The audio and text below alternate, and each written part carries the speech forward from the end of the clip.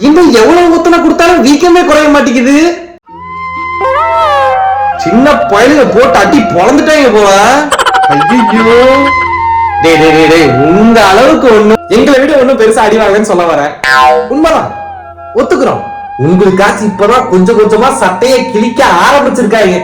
எங்களுக்கெல்லாம் சட்டையை கிழிச்சு பறக்க விட்டாங்க போன மாச்சு.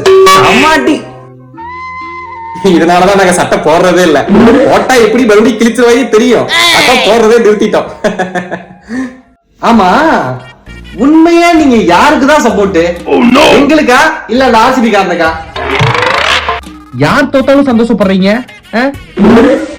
அதாவது பங்காளி, இப்ப ஆர்சிபி காரங்க தோத்து அதுல நாங்க சந்தோஷப்பட்டா அது அவங்க மேல உள்ள வன்மம்.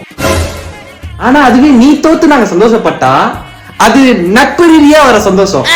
உதாரணத்துக்கு இப்போ எக்ஸாம்ல நம்ம ஃபெயில் ஆகி நம்ம நண்பன் பாஸ் ஆயிட்டா ஒரு சங்கடம் வரும்ல, என்னடா நம்மளை விட்டு பாஸ் ஆயிட்டானேன்னு. ஆனா அதுவே நம்மளும் ஃபெயில் ஆகி நம்ம ஃப்ரெண்டும் ஃபெயில் ஆயிட்டா அப்போ ஒரு சந்தோஷம் வரும்ல. அந்த மாதிரிதான் நீங்க தோக்குறப்போ எங்களுக்கு ஒரு சந்தோஷம். பரவாயில்ல, நம்மளும் தோத்துட்டோம், நம்ம பங்காளியும் தோத்துட்டோம் அப்படின்னு. ஆனா உங்க பங்காளி ஃபைனல் ஒரு வேளை உங்களுக்கும் அந்த ஆர்சிபி பயலுக்கும் வந்துச்சுன்னு வைங்க, எங்களோட முழு சப்போர்ட் உங்களுக்கு தான். ஏன் நீங்க 6வது கப்பு ஜெயிச்சு எங்களை நாக்கப் புடுங்குற மாதிரி காய்ச்சாலும் பரவாயில்ல, அவங்க மட்டும் ஜெயிச்சிடக்கூடாது.